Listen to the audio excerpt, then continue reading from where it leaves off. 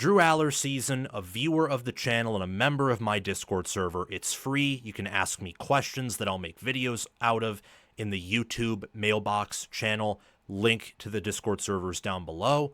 He asked me a question about whether or not it's a make or break season for quarterback Aidan Chiles of the Michigan State Spartans. Chiles threw for 2,415 yards last year, 13 touchdowns, 11 interceptions, a 59.4 completion percentage, a 128.7 passer rating, and he had a 60.8 quarterback efficiency rating. I think it is a make or break year for Aidan Chiles, and honestly, I think it's a make or break year for the Michigan State football program. And before I get to that, please subscribe to the channel, hit the notification bell, like the video, and comment your prediction for Michigan State and Aidan Chiles, his stat line, for example, your prediction for that, down in the comment section below. It's a make or break season because of how 2024 ended. 2024 did not end off on a good note. Blowout loss to Rutgers, near choke job to Purdue, blowout loss to Illinois, went up 10-0 on Indiana, only for Indiana to score 47 unanswered points. The Michigan game and how that went down was not very encouraging, and really their only impressive win of the year was over Iowa, where they won 32-20. That was their only impressive win of the year. So many bad losses to teams who traditionally have been under Michigan State for almost the entirety of the Big Ten since 2014. You know, when Rutgers and Maryland joined, and when the Big Ten created the East and West divisions, which are still imprinted in many people's minds.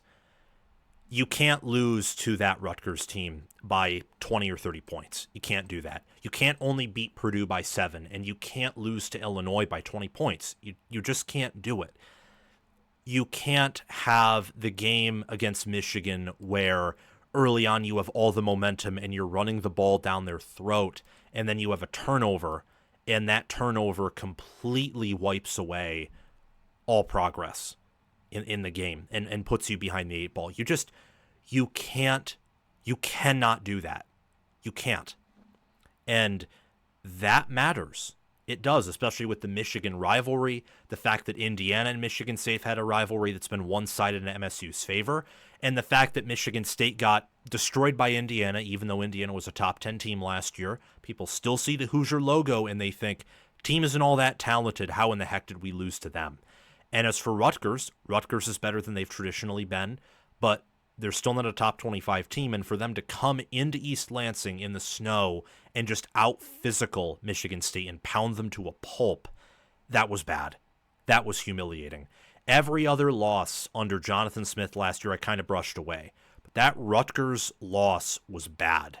That was one that I watched and I thought to myself, I don't think Spartan fans are getting over that, not until they win games. That has set faith in him behind the 8 ball. I think similarly with leaving Michigan State after showing flashes as a true freshman in 2023, and then transferring to Arizona State in 2024 where he balls out and is a top 10 QB, while Chiles is not even top 40 and has nearly a 1-to-1 TD-INT ratio. That probably didn't sit well with some people either, although we did not know Leavitt would be a top 10 QB. We didn't. And how he played against Texas was absolutely phenomenal, and I think he's going to be one of the best QBs in America in 2025. But I also think Aidan Chiles will be. Chiles was in year 1 of being a full-time starter with a team that had little to no depth at a variety of positions, and while Jonathan Smith and his staff brought in a lot of transfers, most of the roster was still constructed by Mel Tucker. And Mel Tucker didn't do any development. He didn't do any coaching. As Mike Valeni has said before, he's one of the biggest, if not the biggest, grifter in college football history.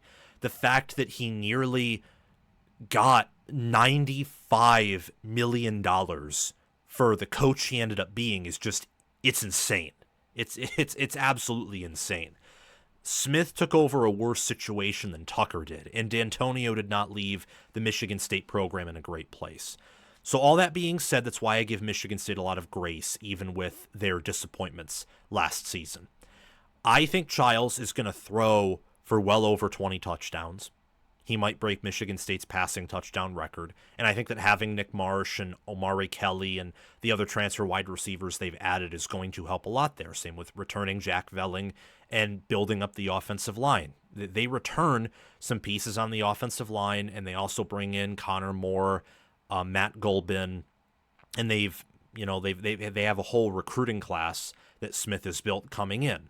So they're weeding out some of the Tucker players and bringing in transfers and high schoolers that they've scouted and they will have a chance to exclusively develop. I think Chiles will be in a much better situation than last season, and that combined with an easier schedule for Michigan State makes me believe, yes, this is a make-or-break year for him. Because with this schedule, with the staff retention and continuity that Michigan State has, with the roster retention moves they made and with the upgrades they made in the portal, if Michigan State and Aidan Chiles aren't going to be good, if they aren't going to go over their win total, and for Chiles, if he isn't going to make improvements and have a QBR that's in the top 25 or top 30 instead of outside the top 50, and a passer rating that is in the 140s, then when will he? When will he? And with the change at athletic director, Jonathan Smith's buyout is lower, and with Jay Batt's fundraising abilities, if Smith implodes and they're 4-8 again, he may just want to pull the plug and try something new and bring in his guy, whether that's Brent Key, whether that's someone from the ECC Big 12, or maybe an assistant from the SEC or Big 10, or maybe, given MSU's money and fundraising ability, their potential as a program, maybe they hire a bigger name, someone we didn't expect. But I do think, to answer your question, Drew Aller season, this is a make-or-break year for Aidan Chiles, absolutely. You should expect him to throw for more than 3,000 yards. You should expect him to have at least a 2-to-1 TD-INT ratio or better, preferably 3-to-1. You should expect him to be in the mid-60s, lower 60s in completion percentage, and his passer rating should be in the 140s at least, and his QBR should be higher than a 60.8. Chiles showed similar amounts of talent last year to Dylan Raiola, except he has legs, and Raiola was a 5-star out of high school. Chiles, I believe, was a top 100 player in his recruiting class. So he should play better than he did last year, and he did get better at times down the stretch. So it's a make-or-break year absolutely for Aidan Chiles in Michigan State. Thank you for that question.